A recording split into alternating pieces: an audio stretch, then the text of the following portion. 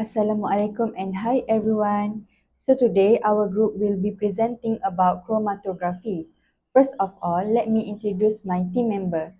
So my name is INSYIRAH and my team member is INTAN SYUHADA, NURIN AZMAN, DAMIA MAISARAH, NAURAH AUNI and AISYAH FARAHIYAH. Next, let's move to the introduction. So what is chromatography?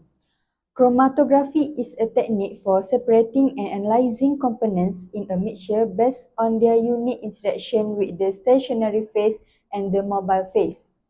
Chromatography works on the principle that different components of a mixture will interact differently with the stationary phase, allowing them to move through the system at different rates. This allows fractions to be separate based on their differences retention or partitioning behavior. Chromatography is used in chemical analysis, forensic investigation, and biotechnology application. In this video, we will learn in detail about the application of chromatography. Assalamualaikum and good day everyone. My name is IRDINA and I will be presenting about the purpose of chromatography. Chromatography is a technique used to separate mixtures into their individual components. The main purpose are to separate, identify, analyze, and purify substance. For example, in medicine, it helps detect drugs in blood samples. In the food industry, it checks for harmful additives. It also used in forensics to analyze trace evidence and in research labs to purify chemical compounds. In summary, chromatography is widely used in many fields because it helps scientists understand what's inside a mixture, even in very small amounts. That's all from me in this slide. Thank you. For type of chromatography, we have ion exchange chromatography. Ion exchange chromatography separate charged molecules based on their attraction to the oppositely charged resin. A sample passed through a column filled with the charged resin, which is molecule with opposite charge binds while the other flow through. A buffer is then used to release the bound molecule. This technique is widely used in water purifications, protein separations, and analysis of nucleic acid or metal ion. Next, for liquid chromatography is a method to separate mixture components using a liquid mobile phase and a solid stationary phase like silica. Molecules with higher affinity to the mobile phase move faster and elute early. Separation is based on polarity differences.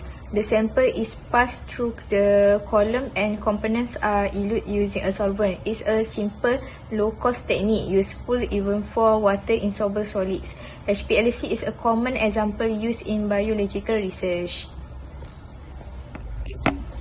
Lastly, for gas chromatography is a technique used to separate vaporized sample based on the retention time in column. Components with higher affinity to the stationary phase stay longer while the others move faster with the gas mobile phase, usually helium. The sample is injected, vaporized, and carried to the column where components separate and are detected as they exit.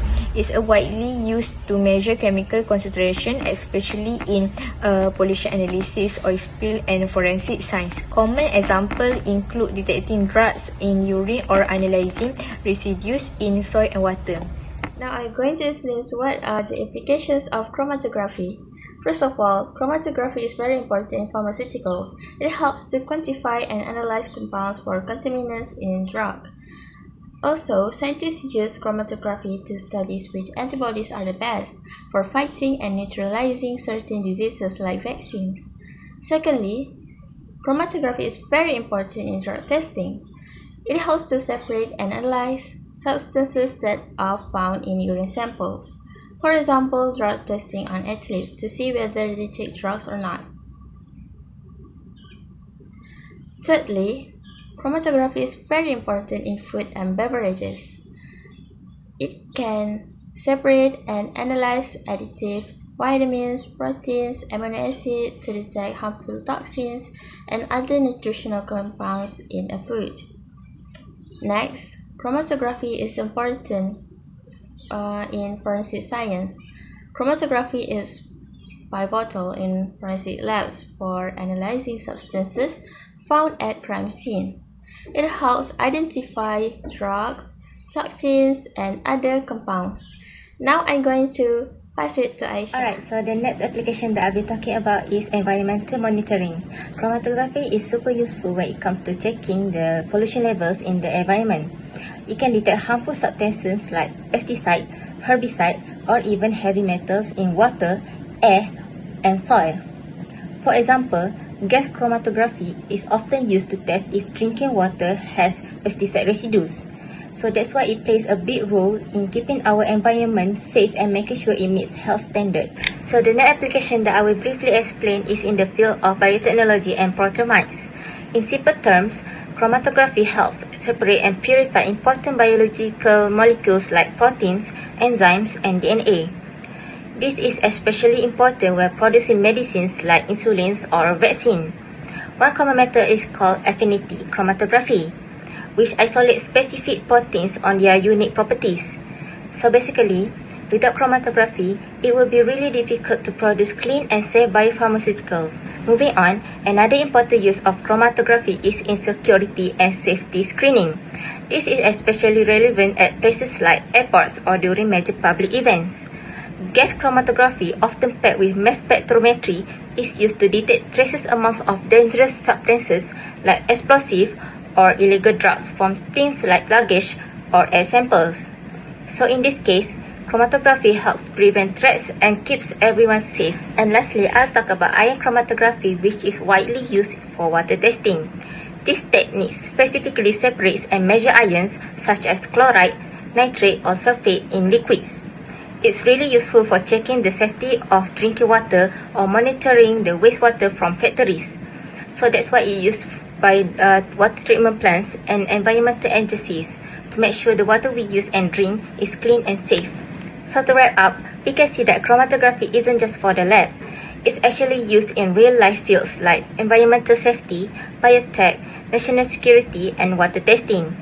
It's a powerful tool that helps protect our health, our environment, and even our safety. For methodology, we have apparatus, chemical reagent, and procedure. First, for the apparatus is we use microcapillary 75 mm times 0.5 mm ID. Second, filter paper. Third, plastic wrap. Fourth, stapler, and fifth, beaker. While we use colors of food dyes for the chemical reagent, which is blue, green, red, and yellow. Second, developing solvent 0.2%, 2 gram per liter. And third, aqueous solution of sodium chloride. For the procedure, first we selecting a suitable type of development. It is decided based on the complexity of the solvent, paper, mixture, and etc. Second, selecting a suitable filter paper. Selection of filter paper is done based on the size of the pores and the sample quality. Third, we prepare the sample. Sample preparation include the dissolution of the sample in a suitable solvent, inert with the sample under analysis used in making the mobile face. Fourth, spot the sample on the paper. Sample should be spotted at a proper position on the paper by using a capillary tube. Fifth, we selecting a suitable filter paper. Selection of filter paper is done based on the size of the pores and the sample quality. Sixth, paper drying and compound detection. Once the chromatogram is developed, the paper is dried using an air dryer. Also, detecting solution can be sprayed on the chromatogram, develop paper, and dry to identify the sample chromatogram spots.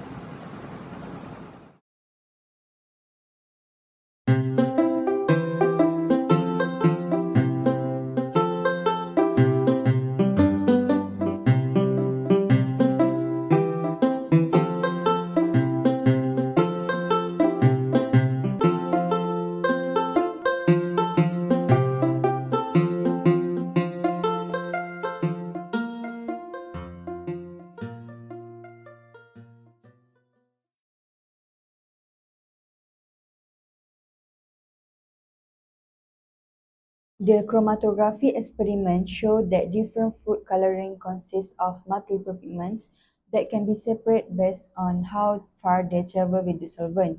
The blue food coloring separate into 4 different colors, which is red, yellow, blue and green, each moving at different distance on the chromatography paper. This suggests that blue food coloring is made up of several different dyes. The green food coloring produces 2 colors, blue and yellow, which move quite far from the original spot, indicating they are highly soluble in the solvent. Red food coloring shows only one color, which is red, suggesting it may be a pure dye. Meanwhile, yellow food coloring separate into 2 colors, red and yellow, where the yellow spot travel farther than the red. Overall, the experiment demonstrates how chromatography can be used to separate.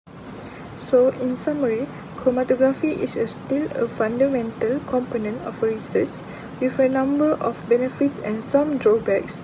It is an essential instrument in many sectors and research domains due to its adaptability, high separation, sensitivity, and a broad range of application.